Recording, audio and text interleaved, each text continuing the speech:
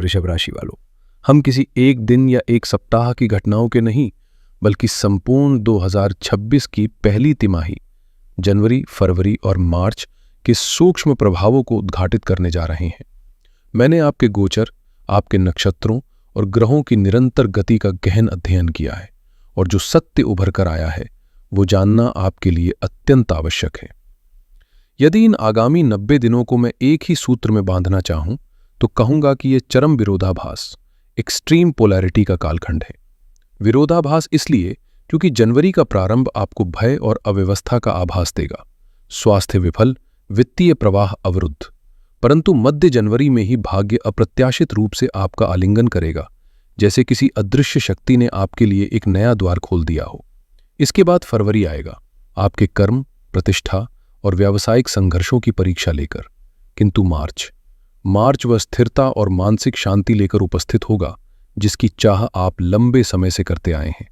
यह यात्रा सरल नहीं, यह एक तीव्र आरोह अवरोह वाला मार्ग है, और इस मार्ग पर संतुलन कैसे बनाए रखना है, यह आज की चर्चा का सार है। यह भविष्य विचार वृषभ लग्न और वृषभ राशि दोनों के लिए समान रूप से महत्वपूर्ण है। कृपया एकाग्रता और धैर्य के साथ सुने। यह ज्ञान आपके आने वाले कल की सुरक्षा बन सकता है। अब भविष्यफल के मूल विश्लेषण में प्रवेश करने से पहले आपकी राशि की आंतरिक संरचना को समझना आवश्यक है। आप प्रायः पूछते हैं, मेरी राशि वृषभ है और मेरे भाई की भी, फिर भी हमारे जीवन में घटनाओं का अंतर क्यों? इसका उत्तर है नक्षत्र। वृषभ राशि आकाश के एक विस्तृत क्षेत्र का नाम है, जिसमें 3 भिन्न नक्षत्र सम्मिलित हैं। 2026 का यह समय आपके लिए वरदान बनेगा या चुनौती, यह बहुत कुछ इस बात पर निर्भर करेगा कि आप किस नक्षत्र के अंतर्गत जन्मे हैं। यदि आपका जन्म वृषभ राशि के प्रारंभिक भाग में हुआ है तो आप कृतिका नक्षत्र के जातक हैं, जिनके स्वामी सूर्य हैं। नेतृत्व आपके स्वभाव में जन्मजात है और किसी के आगे झुकना आपको स्वीकार नहीं। परंतु 2026 की पहली तिमाही, विशेषतः फरवरी में, यही अहम ऊर्जा आपके लिए संकट बन सकती है। कार्यालय राजनीति, उच्चाधिकारियों को दबाव और आपके भीतर उठता आक्रोश, ये मिलकर आपको आवेशपूर्ण निर्णयों की ओर धकेल सकते हैं। इस आवेग को संयमित करना अत्यंत अनिवार्य है। यदि आपका जन्म मध्य भाग में हुआ है तो आप रोहिणी नक्षत्र के पुत्र पुत्री हैं, जिनके स्वामी चंद्रमा है। आपकी प्रकृति कोमल, भावनाशील और पालन पोषण से परिपूर्ण है। मार्च का समय आपके लिए अत्यंत संवेदनशील रहेगा। चंद्र ग्रहण का प्रभाव रोहिणी जातकों के ऊपर गहन भावनात्मक उतार चढ़ाव लेकर आएगा। अनायास उदासी, मन की बेचैनी और ये अनुभूति कि कोई आपकी गहराई को समझ नहीं पा रहा, ये भाव प्रबल होंगे। किंतु याद रखें, यही संवेदनशीलता आपकी सबसे बड़ी शक्ति है। आप स्वयं भी उपचारक हैं और दूसरों को भी स्थिरता देते हैं।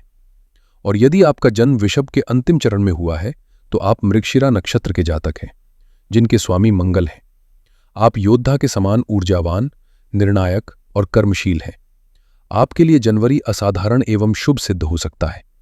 16 जनवरी को मंगल का उच्चस्थ होना आपको पराक्रम, साहस और अद्भुत परिणाम प्रदान करेगा।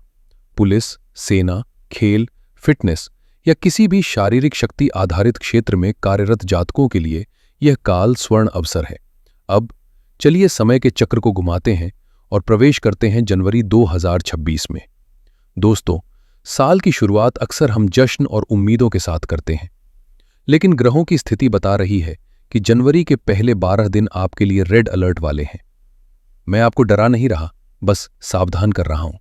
1 जनवरी से लेकर 12 जनवरी तक आपके 8वें भाव में ग्रहों का एक महाजमावड़ा लग रहा है। ज्योतिष में 8वां भाव रंध्र भाव कहलाता है। यह मृत्यु तुल्य कष्ट, अचानक दुर्घटना और पीड़ा का घर है। और यहां कौन बैठा है? यहां सूर्य है, यहां आपके लग्नेश शुक्र है, यहां बुध है और यहां मंगल भी है। इसका मतलब क्या है? इसका सीधा मतलब है कि आपकी सेहत खतरे में है। मंगल का 8वें घर में होना रक्त विकार, सर्जरी या एक्सीडेंट का योग बनाता है। अगर आपको पहले से कोई बीमारी है तो वो इस समय बढ़ सकती है। इम्यूनिटी बहुत कमजोर रहेगी। आपको अपनी गाड़ी बहुत संभाल कर चलानी है। दूसरा सबसे बड़ा खतरा है धन का। 8वां घर लॉस का भी है। मेरी आपसे हाथ जोड़कर विनती है कि 1 जनवरी से 12 जनवरी के बीच चाहे कोई आपको सोने की चिड़िया भी दिखाए, आपको 1 रुपया भी इन्वेस्ट नहीं करना है। शेयर मार्केट, सट्टा, लॉटरी या किसी दोस्त को उधार देना, ये सब इस समय वर्जित है। अगर आपने इस समय पैसा लगाया तो उसका डूबना तय है। आप मानसिक रूप से भी थोड़ा परेशान रहेंगे, चिड़चिड़ापन रहेगा, बिना बात के गुस्सा आएगा। लेकिन जैसा कि मैंने कहा, यह समय विरोधाभास का है। अंधेरा जितना गहरा होता है, सवेरा उतना ही करीब होता है। 13 जनवरी, इस तारीख को अपने कैलेंडर में मार्क कर लीजिए। 13 जनवरी से आपके जीवन में एक ऐसा बदलाव आएगा जिसे हम ज्योतिष में भाग्योदय कहते हैं। 13 जनवरी को आपके लग्नेश शुक्र, जो अब तक 8वें घर के गड्ढे में थे, वो निकलकर 9वें घर में प्रवेश करेंगे। 9वां घर यानी भाग्य का घर, धर्म का घर। लग्नेश का भाग्य में जाना ये अपने आप में एक राजयोग है। अचानक से आपको महसूस होगा कि जो काम कल तक अटक रहे थे वो आज अपने आप बन रहे हैं। इसके बाद 14 जनवरी को सूर्य भी 9वें घर में आ जाएंगे और फिर आएगी वो तारीख जो इस तिमाही की सबसे बड़ी तारीख है, 16 जनवरी। 16 जनवरी को मंगल देव आपके भाग्य स्थान में प्रवेश करेंगे और वहां उच्च के हो जाएंगे।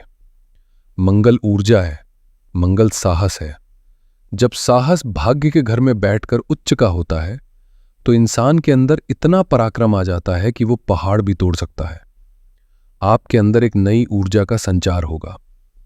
और सोने पर सुहागा देखिए, 17 जनवरी को बुध भी वहीं आ जाएंगे। बुध धन के स्वामी हैं। जब धन का स्वामी भाग्य में आता है तो महाधन योग बनता है। तो जनवरी का दूसरा पखवाड़ा यानी 15 तारीख के बाद का समय आपके लिए धन वर्षा का समय है। रुका हुआ पैसा वापस मिलेगा।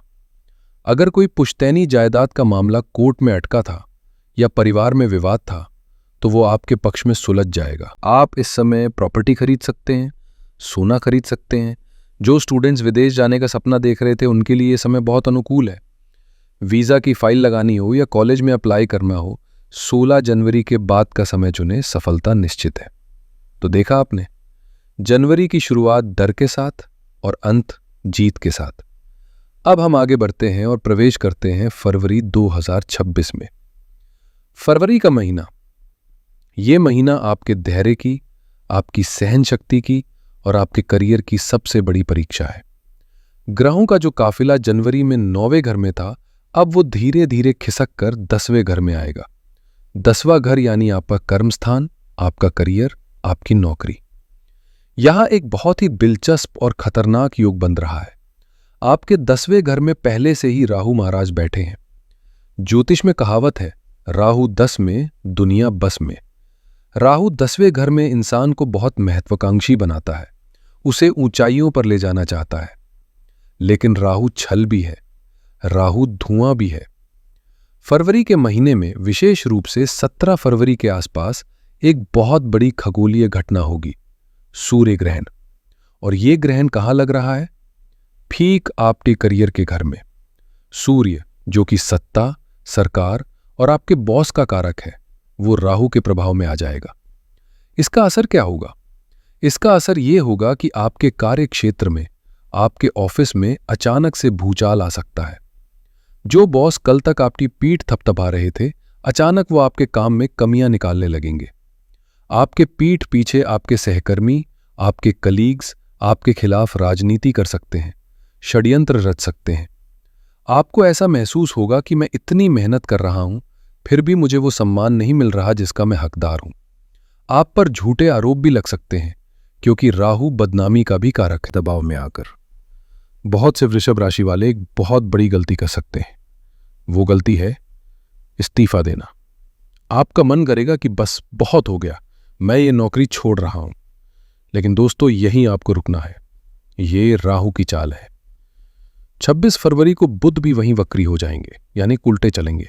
बुध बुद्धि के देवता है। जब बुद्धि का देवता वक्री हो जाए और करियर के घर में ग्रहण लगा हो तो इंसान सही निर्णय नहीं ले पाता। आप गुस्से में नौकरी छोड़ देंगे और फिर अगले 4 महीने तक आपको नई नौकरी नहीं मिलेगी। आप पछताएंगे। इसलिए फरवरी के लिए मेरा आपको सिर्फ एक ही मंत्र है, शांति। चाहे कितना भी अपमान हो, चाहे कितना भी गुस्सा आए, फरवरी का महीना सिर झुकाकर निकाल दीजिए। किसी से बहस मत कीजिए, किसी पॉलिटिक्स का हिस्सा मत बनिए। अपनी टेबल पर काम कीजिए और घर आइए। अगर आप बिजनेस में हैं तो ये समय कोई भी रिस्क लेने का नहीं है। राहु कानूनी पचड़े भी देता है, तो टैक्स की चोरी या कोई इल्लीगल शॉर्टकट बिल्कुल ना अपनाएं, वरना आप लंबी मुसीबत में फंस सकते हैं। स्वास्थ्य के लिहाज से भी फरवरी थोड़ा भारी है। 10वें घर का लोड आपकी कमर पर पड़ेगा। आपको लोअर बैक पेन यानी रीढ़ की हड्डी के निचले हिस्से में दर्द, L4, L5 की दिक्कत हो सकती है। काम का स्ट्रेस आपको एंग्जाइटी और अनिद्रा दे सकता है। अब मैं यहां थोड़ा रुकना चाहूंगा और बात करना चाहूंगा समाज के उस स्तंभ की जिसकी चर्चा अक्सर राशिफल में नहीं की जाती, लेकिन जो सबसे ज्यादा प्रभावित होती हैं। हमारी गृहिणियां, हमारी हाउसवाइफ्स, माताओं और बहनों। अक्सर लोग करियर और बिजनेस की बात करते हैं, लेकिन घर की धुरी आप हैं। आपके ग्रहों की चाल बता रही है कि ये तिमाही, खासकर फरवरी और मार्च का समय, आपके लिए भावनात्मक रूप से बहुत उथल पुथल भरा है। देखिए, आपके चौथे भाव में, जो कि सुख, शांति और घर का भाव है, वहां केतु महाराज विराजमान है। केतु का स्वभाव है काटना या अलग करना। अगले 3 महीनों में आपको बार बार ऐसा महसूस होगा कि आप इस घर के लिए, अपने पति और बच्चों के लिए अपनी जान लगा देती हैं। सुबह से रात तक खटती हैं, लेकिन कोई आपकी कद्र नहीं करता। आपको अपने ही घर में, अपने ही परिवार के बीच अकेलापन महसूस होगा। आपको लगेगा कि सब मतलब के साथी हैं। ये जो वैराग्य और दुख की भावना है, ये केतु दे रहे हैं। फरवरी में जब आपके पति के करियर में तनाव आएगा, तो उसका सीधा असर घर के माहौल पर पड़ेगा। वो ऑफिस का गुस्सा घर पर निकाल सकते हैं। ऐसे में आपको बहुत धैर्य रखना होगा। लेकिन आपको सबसे ज्यादा सावधान रहना है मार्च के महीने में। 3 मार्च को एक चंद्र ग्रहण लगने वाला है, और यह ग्रहण सीधे आपके चौथे भाव यानी आपके मन और शरीर पर लग रहा है। इसका असर आपकी फिजिकल और मेंटल हेल्थ पर पड़ेगा। आपको हार्मोन से जुड़ी समस्याएं परेशान कर सकती हैं। अगर आपकी उम्र 45 से 50 के आसपास है, तो मेनोपॉज से जुड़ी दिक्कतें बढ़ सकती हैं। यूटरस या पेट के निचले हिस्से में दर्द हो सकता है। पैरों में दर्द और बहुत ज्यादा थकान महसूस होगी। मेरी आपको सलाह है कि मार्च के महीने में सुपर वुमन बनने की कोशिश ना करें। अगर शरीर साथ नहीं दे रहा तो काम छोड़ दे और आराम करें। घर की सफाई या रिनोवेशन को लेकर बहुत ज्यादा तनाव ना ले। 3 मार्च के आसपास घर में किसी भी बहस को तूल ना दे, क्योंकि उस समय आप बहुत ज्यादा भावुक होंगी। छोटी सी बात भी आपको चुभ सकती है और आप रो सकती हैं। लेकिन घबराए नहीं, ये समय भी बीत जाएगा। 11 मार्च के बाद जब गुरु की स्थिति सुधरेगी, तो घर में फिर से खुशियां लौटेंगी। चलिए, अब आगे बढ़ते हैं मार्च 2026 की ओर। जैसा कि मैंने बताया, मार्च की शुरुआत एक ग्रहण से होगी, 3 मार्च का चंद्र ग्रहण। यह समय मानसिक रूप से कठिन है। आपको माताजी की सेहत का भी बहुत ध्यान रखना होगा। हो सकता है उन्हें हॉस्पिटल ले जाना पड़े। प्रॉपर्टी से जुड़ा कोई भी फैसला मार्च के पहले हफ्ते में न ले, वरना धोखा हो सकता है। लेकिन दोस्तों, कहते हैं ना कि अंत भला तो सब भला। मार्च का दूसरा हिस्सा आपके लिए संजीवनी बूटी लेकर आ रहा है। 11 मार्च, यह तारीख नोट कर लें। इस दिन देवगुरु बृहस्पति आपके दूसरे भाव यानी धन भाव में मार्गी हो जाएंगे। यह इस पूरी तिमाही का सबसे बड़ा टर्निंग पॉइंट है। अभी तक क्या हो रहा था? पैसा आ रहा था, लेकिन पानी की तरह बह रहा था। खर्चे कंट्रोल में नहीं थे। लेकिन जैसे ही गुरु मार्गी होंगे, आपका फाइनेंस स्टेबल हो जाएगा। पैसा टिकना शुरू होगा। आपकी सेविंग्स बढ़ेंगी। अगर आपने किसी को पैसा उधार दिया था, तो वो वापस आने की उम्मीद जगेगी। दूसरा भाव वाणी का भी है। आपकी वाणी में एक गंभीरता, एक वजन आएगा। परिवार में अगर कोई विवाद चल रहा था, तो आपके हस्तक्षेप से, आपकी समझदारी से वो सुलझ जाएगा। परिवार में कोई मांगलिक कार्य जैसे सगाई या शादी की बात पक्की हो सकती है। और फिर मार्च के अंत में 26 मार्च को एक और बड़ा बदलाव होगा। शुक्रदेव आपके 12वें भाव में प्रवेश करेंगे और वहां उच्च के हो जाएंगे। ज्योतिष में 12वें भाव में शुक्र का उच्च होना बहुत ही विशिष्ट माना जाता है। ये भोग विलास का कारक है। मार्च के अंत में आप अपने ऊपर, अपनी सुख सुविधाओं पर दिल खोल कर खर्च करेंगे। आप नए कपड़े, ज्वेलरी या घर के लिए लग्जरी आइटम खरीदेंगे। जो लोग विदेश जाना चाहते हैं, उनके लिए ये विपरीत राजयोग जैसा काम करेगा। विदेश यात्रा के बहुत प्रबल योग बनेंगे। पति पत्नी के रिश्तों में, बेडरूम लाइफ में बहुत सुधार आएगा, रोमांस बढ़ेगा। लेकिन एक छोटी सी चेतावनी भी है। चूंकि शुक्र आपका लग्नेश है यानी शरीर का स्वामी, और वो 12वें घर यानी अस्पताल और खर्च के घर में जा रहा है, तो आपको अपनी या अपने जीवन साथी की सेहत का थोड़ा ध्यान रखना होगा। कहीं ऐसा ना हो कि बहुत ज्यादा पार्टी या खान पान के चक्कर में तबीयत खराब हो जाए। साथ ही 12वां शुक्र कभी कभी एक्स्ट्रा मैरिटल अफेयर्स या गलत आकर्षण की तरफ भी धकेलता है। इससे आपको बचना है, वरना आपकी सामाजिक प्रतिष्ठा जो आपने इतनी मेहनत से बनाई है वो खतरे में पड़ सकती है। तो दोस्तों, अगर मैं इस पूरे विश्लेषण को एक बार फिर से समेटूं तो स्थिति कुछ ऐसी है। स्टूडेंट्स, आपके लिए सबसे बड़ा दुश्मन आपका आलस्य है। राहु और केतु आपको भटकाएंगे, पढ़ने नहीं देंगे। लेकिन 16 जनवरी के बाद का समय आपके लिए स्वर्णकाल है, उसका फायदा उठाए। लव और मैरिज की बात करें तो जनवरी का मध्य भाग नए रिश्तों के लिए बेहतरीन है। शादी पक्की हो सकती है, लेकिन मार्च के अंत में अपने चरित्र और मर्यादा का ध्यान रखें। धन की बात करें तो जनवरी के पहले 12 दिन जेब को ताला लगाकर रखें, निवेश ना करें। 15 जनवरी से 15 फरवरी तक छप्पर फाड़ के धन आएगा, और 11 मार्च के बाद धन में स्थिरता और ठहराव आएगा। नौकरी के लिए फरवरी का महीना खतरे की घंटी है। नौकरी नहीं छोड़नी है, बॉस से नहीं उलझना है, बस शांति से ये महीना निकाल दे। मार्च के अंत में नई और बेहतर नौकरी खुद आपका दरवाजा खटखटाएगी। अब सबसे महत्वपूर्ण हिस्सा, उपाय। समस्याएं हैं तो हमारे ऋषियों ने समाधान भी दिए हैं। 2026 की इस पहली तिमाही को सुरक्षित और सफल बनाने के लिए मैंने आपके लिए 3 बहुत ही शक्तिशाली और सात्विक उपाय निकाले हैं।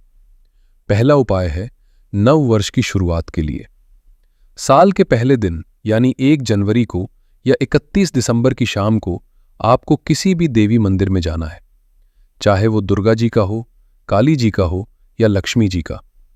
वहां माता रानी को एक लाल रंग की चुंदरी और इत्र की एक शीशी भेंट करें। वहीं मंदिर में बैठकर 5 से 10 मिनट लक्ष्मी चालीसा या दुर्गा चालीसा का पाठ करें और मन ही मन प्रार्थना करें कि हे मां, मेरा लग्नेश शुक्र मजबूत हो और आने वाले संकट दूर हो। यह उपाय 8वें घर के दोष को काट देगा। दूसरा उपाय राहु केतु और ग्रहण शांति के लिए है। ये उपाय आपको फरवरी और मार्च के महीनों में विशेष रूप से करना है। करियर में राहु के जहर को कम करने और मन की शांति के लिए पक्षियों की सेवा करें। बाजार से सतनाजा यानी 7 प्रकार का मिला हुआ अनाज ले आएं और नियम बना लें कि रोज सुबह या शाम को कबूतरों या पक्षियों को यह अनाज खिलाना है। राहु का सबसे अचूक उपाय है पक्षियों को दाना डालना। यह आपको ऑफिस की राजनीति और बदनामी से बचाएगा। साथ ही हाउसवाइव्स और वर्किंग प्रोफेशनल्स दोनों अपनी जेब या पर्स में हमेशा एक सफेद रंग का रुमाल रखें।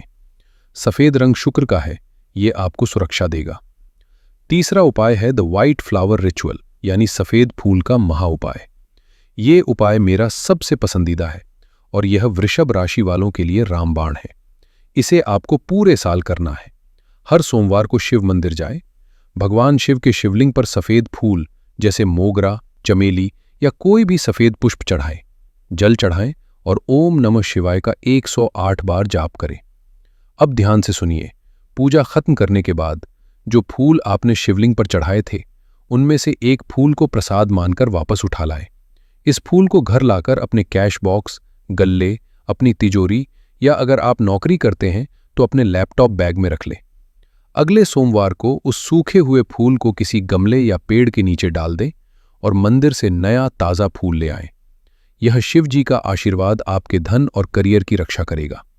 जब तक यह फूल आपके पास है, कोई भी ग्रहण या कोई भी शत्रु आपका बाल भी बांका नहीं कर पाएगा।